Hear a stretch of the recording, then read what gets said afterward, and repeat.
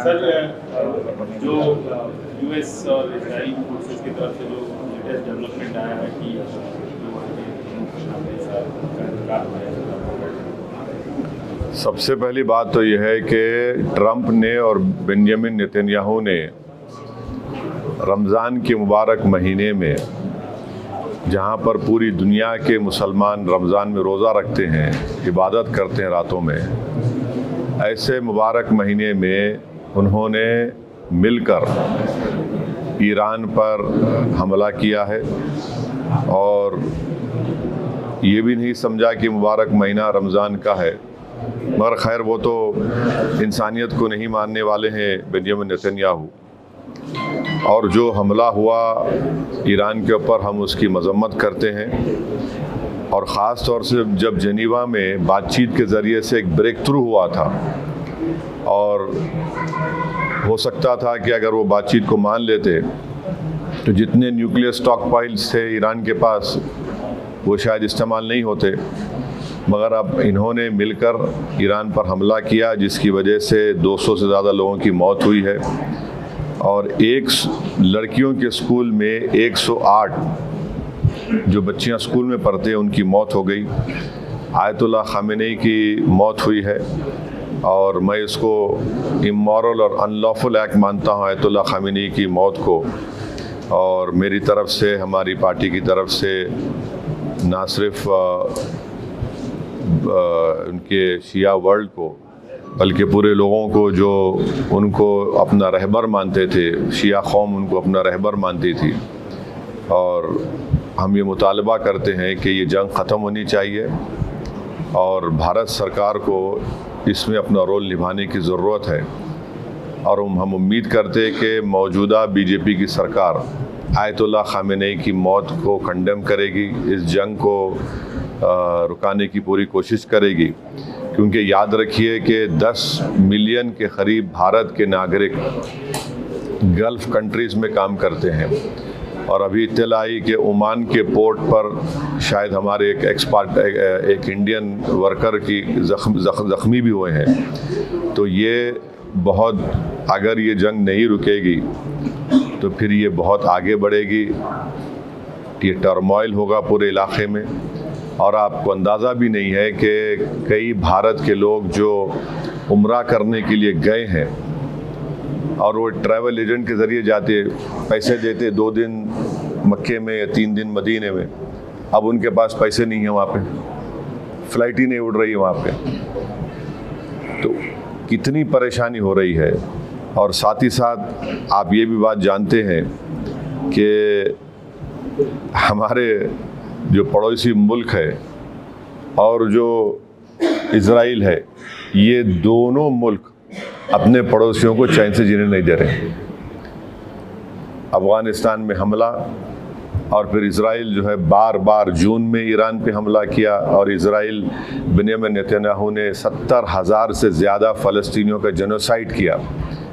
ये जेनोसाइडल रजीम है और जो हमेशा शरारत करते रहते हैं। तो ये मेरे एहसासात हैं अपनी पार्टी की तरफ से। और मैं उम्मीद करता हूं कि हमारी गवर्नमेंट ऑफ इंडिया ख़ामेनी की मौत की मजम्मत करेगी। और अगर ये जंग नहीं रुकेगी, जो एक इल्लीगल है और कोई ख़तरा नहीं था किसी को, सिर्फ दबाना चाह रहे थे और जुल्म कर रहे हैं इस तरह वहाँ पर हमला करके, और इसके जो नताइज निकलेंगे वो बुरे निकलने वाले हैं। हम लोग अंडर एस्टिमेट कर रहे हैं, ये ख़त्म होने वाली नहीं। अगर ट्रंप और नेतन्याहू समझ रहे हैं कि रिजीम चेंज होगा ईरान में, मैं नहीं समझता कि रिजीम चेंज होने जाने वाला है। सर, पूरे वैश्विक पटल पे पहले ये जो टैरिफ का वो आया, उसके बाद वेनेजुएला की जो घटना घटी और ये घटना, इसको आप कैसे देखते हैं? क्योंकि अमेरिका लीड करता रहा है। नहीं, देखिए, जितना इंटरनेशनल रूल बेस्ड ऑर्डर था वेनेजुएला पे हमले के बाद, वो ख़त्म हो गया। अब और उसको आप ख़त्म कर दिए जब आप इज़राइल के साथ मिलकर ईरान पर हमला किए। जेनीवा में ब्रेक थ्रू हो गया था बातचीत का, ओबामा जब प्रेसिडेंट थे तो उन्होंने ईरान से JCPOA एक एग्रीमेंट किया कि सिर्फ 3% न्यूक्लियर फ्यूल बनाएंगे। ट्रम्प प्रेसिडेंट बने, उन्होंने उस ट्रीटी को ही ख़त्म कर दिया, तो ईरान 60% पे चला गया। 90% होना चाहिए आपको न्यूक्लियर बॉम्ब बनाने के लिए। अब कौन जिम्मेदार है उसका, बोलिए। अब जेनीवा में बातचीत हो रही थी, तकरीबन ब्रेक थ्रू हो गया था, और जैसा ब्रेक थ्रू हुआ, ये गोरी चमड़ी का ट्रम्प जो है बेंजामिन नेतन्याहू के इशारे पर यहाँ पर ईरान पे हमला कर दिया और पूरा इलाका जो है वो टर्मोइल में आ गया। आप बताइए, दुबई का एयरपोर्ट में लोग फंसे हुए हैं, फ़्लाइट्स कैंसिल हो रहे हैं, एक अफरा तफरी का माहौल बन चुका है पूरा, और ऑयल प्राइसेस बढ़ जाएंगे और उसका असर भारत पे ही पड़ने वाला है। हम तो 80%, 25% तो ऑयल तो इंपोर्ट करते हैं हम। अगर $1, $2 भी बढ़ गया तो कितना बड़ा हम पे बोझ पड़ जाएगा। तो ये चीज़ें हैं, और सिर्फ एक स्टेटमेंट देने से भारत सरकार, मोदी सरकार अपनी जिम्मेदारी को नहीं निभा रही है। उनको ये पूरी कोशिश करना चाहिए। याद रखिए, अगर ये आग फैल गई जंग की, तो जाहिर है ये तमाम ममालिक में हमले हो रहे हैं, तो फिर इसका नुकसान भारत के ही उन करीब 1 करोड़ जो लोग मेहनत करते हैं वहाँ पर और अपने गाढ़े खून की कमाई से भारत को फॉरेन एक्सचेंज भिजाते हैं, उनका मुस्तकबिल क्या होगा फिर। सर, ये पूरे प्रकरण में अपने पड़ोसी मुल्क पाकिस्तान को किस तरह से देख रहे हैं? मैं तो बोला ना, मैं तो आपको बोल दिया ना कि पाकिस्तान भारत का नेबर है। इज़राइल के अतराफ़ में जितने नेबरिंग कंट्रीज है, चाहे लेबनान हो, सीरिया हो, ख़तर हो, उन तमाम ये दोनों कंट्रीज़ जो है अपनी शरारत और अपने ईवल जहनीत से अपने पड़ोस में सुकून से रहने देते किसी को। और पाकिस्तान अफ़गानिस्तान पे हमला कर दिया, और इज़राइल जो है वही कर रहा है। 19वीं सेंचुरी के आगाज़ में 2 ही कंट्रीज़ मज़हब के नाम पे बनाए गए थे, और दोनों नाकाम फेल स्टेट्स हैं। ये आपके सामने मिसालें देख रहे हैं आप। एक तो जेनोसाइड कर रहा है फ़लस्तीनियों का 75 साल से, और एक रेसिस्ट और डिस्क्रिमिनेटरी स्टेट अगर कहीं दुनिया में है तो इज़राइल है। और ये पाकिस्तान कभी भी भारत को सुकून से रहने नहीं देगा, हमेशा टेररिज्म को प्रमोट करता है और प्रमोट करता रहेगा। Sir, do you believe Khamenei's death could create a wider conflict in West Asia? I mean, especially it is. See, if you hit Ayatollah Khamenei, who's the Rahbar of the Iran, the Marja of Iran also, and he's respected throughout the Islamic world, especially for the Shias. He's their Marja, he's the Rahbar.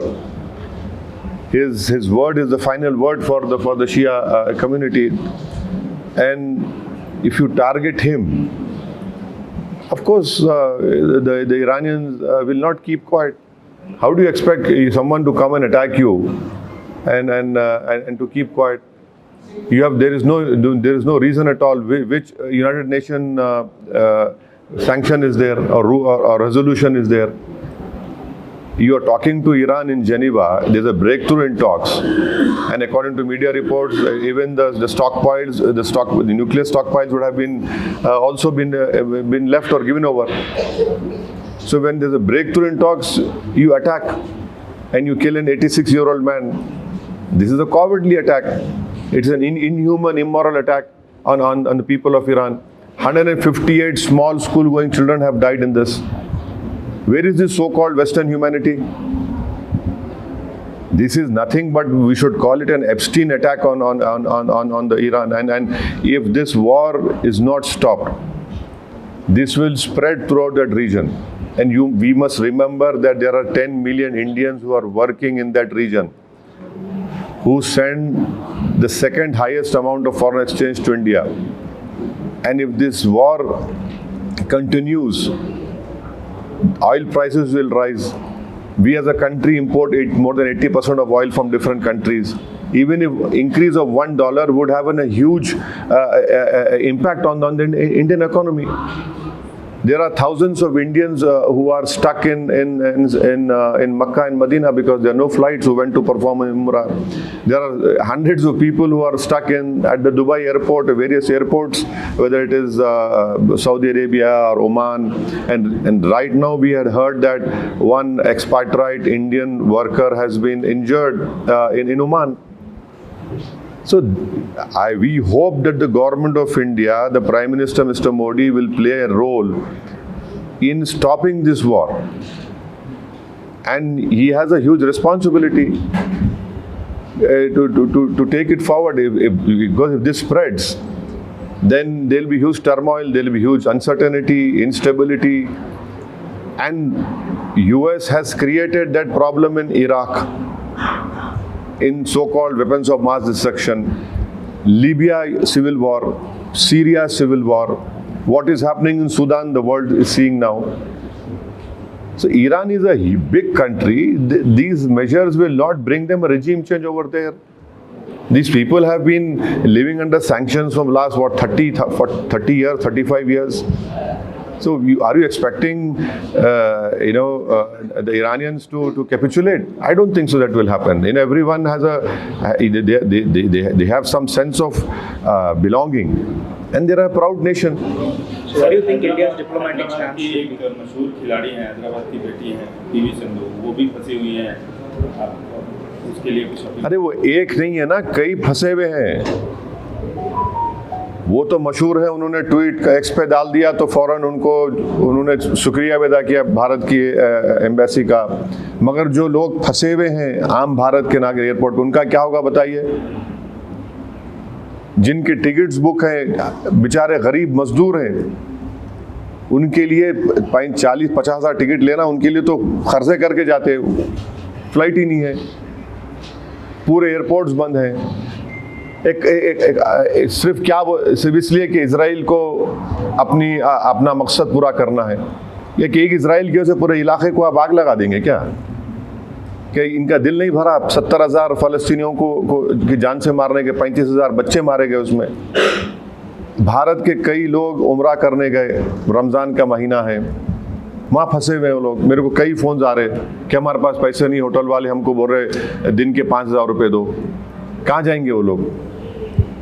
तो ये मौका है भारत के प्रधानमंत्री को अपने leadership skills को दिखाने का इंटरनेशनल लेवल पर। विश्व गुरु अगर हम बनना चाहते तो ये मौका है, सिर्फ बोलना नहीं, आप अपना रोल अदा करिए और इसको रुकाइए आप।